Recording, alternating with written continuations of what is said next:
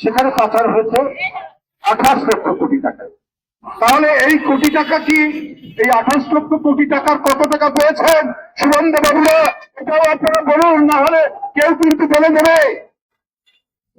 বিজেপির কোন কোন নেতা পেয়েছেন শেখ হাসিনার পাচার করা 28 লক্ষ কোটি টাকার ভাগ?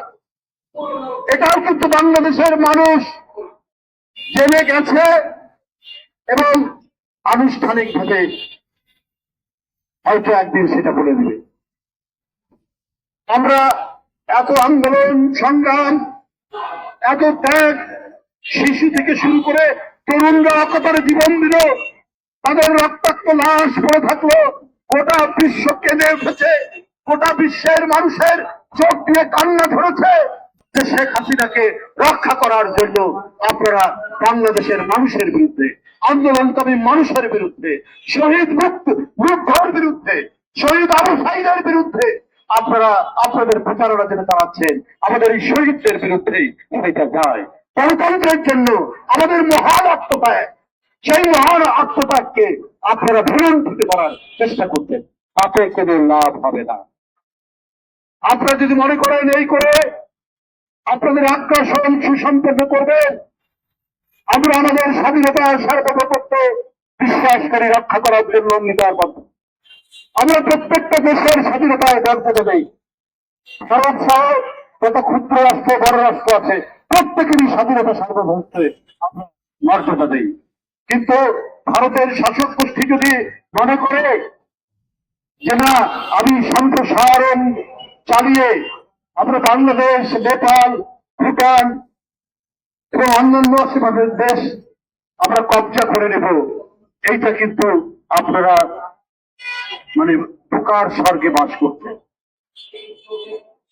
এইটা এই বাংলাদেশের মানুষের তাদের যে তেজদীপ্ততা, তাদের যে দেশ রক্ষার অন্তর্নিহিত শক্তি, তাদের যে প্রাণের উন্মাদনা, এই প্রাণের উন্মাদনা ভারত কখনোই টের পায়নি।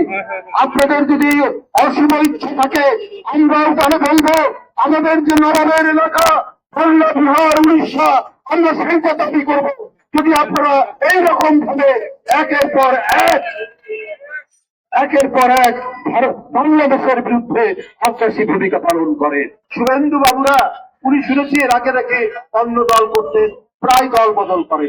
নীতি ছুট, বল ছুট লোক, আদর্শ ছুট লোক, এদের যে কোনো আদর্শ থাকে না, সেটা ওই শুভেন্দু বাবুর বক্তব্যের মধ্যে দিয়ে আমরা পাই, এটা ইউটিউবে আমরা দেখি।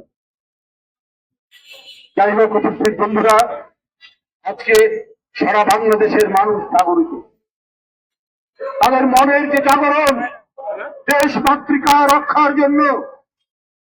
এখানে হিন্দু মুসলমান এই মৃত্তিকায় যাদের জন্ম, এখানে যেমন আমার জন্ম, শাইনের জন্ম, সবুজ জন্ম, এখানে অপর্ণার জন্ম, এই মাটির সন্তানরা, এখানে সঞ্জয়ের জন্ম, এখানে অপুর জন্ম, এখানে আমাদের আরো যারা নেতৃবৃন্দ আছেন সবার জন্য।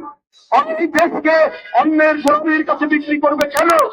এখানে যদি সিরাজউদ্দৌলার মোহনলাল একসাথে লড়াই করতে পারে দেশের মুক্তির জন্য, দেশ রক্ষার জন্য, ঠিক একই ভাবে আমরা হিন্দু মুসলমান আমরা লড়াই করবো দিল্লির দাসত্বকে।